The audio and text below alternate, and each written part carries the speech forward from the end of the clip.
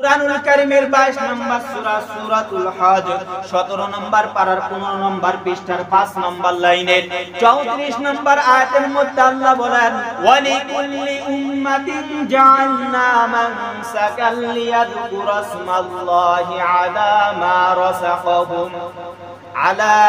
রাযাকাহুম মিন বাহিমাতিল আনআম فإلهكم إله واحد فله أسلموا وبشر المخبتين ولكل أمة প্রত্যেক জাতির জন্য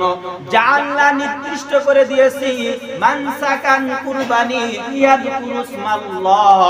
তারা আল্লাহর নাম স্মরণ করবে আলা মা রাযাকাহুম আমি আল্লাহ তাদেরকে যেই রিজিক দান করেছি রিজিক হিসেবে যেই জিনিসগুলো আমি আল্লাহ তাদেরকে দান করেছি ইন বাহিমাতিল আনআম আনআম মানে হলো পশু আল্লাহ পাক রব্বুল আলামিন বলেন চতুষ্পদ পশু যেগুলো আমি হালাল করে দিয়েছি রিজিক হিসেবে তোমাদেরকে সেগুলোর উপরে আমি আল্লাহর নাম অনুসরণ করে তোমরা কুরবানি করবে ফাইলাহুকুম ইলাহুন ওয়াহিদ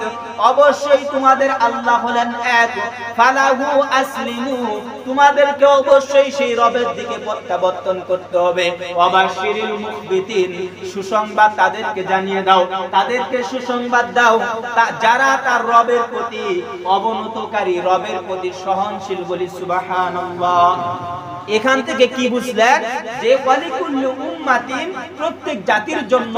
যা আল্লাহ নির্দিষ্ট করে দিয়েছিলাম মানসাকাল কুরবানি লিয়াযকুরু ইসমাল্লাহ তারা কি করবে তাদের রবের নাম অনুসরণ করবে মা রাযাকাহুম আমি তাদেরকে যে রিজিক দান করেছি মিন বাহিমাতিল আনআম চতুষ্পদ জন্তুদের মধ্য থেকে ফাইলাহুকুম ইলাহু ওয়াহিদ অবশ্যই তোমাদের আল্লাহ হলেন এক ফালাহু আসলিমু তোমার রবের দিকে তোমাদেরকে ফিরে আসতে হবে প্রত্যাবর্তন করতে হবে ওয়াবাশিরিল মুখবিতিন তাদের জন্য সুসংবাদ যারা তার রবের প্রতি অবনতকারী সহনশীল রবের আইনের প্রতি তারা নিজেকে অবনত করে দেয় তাদের জন্যই সুসংবাদ বলি সুবহানাল্লাহ তাহলে বলেন তো দেখি কুরবানির বিধান শুধু আল্লাহ আমাদের জন্য দিবেন না পৃথিবী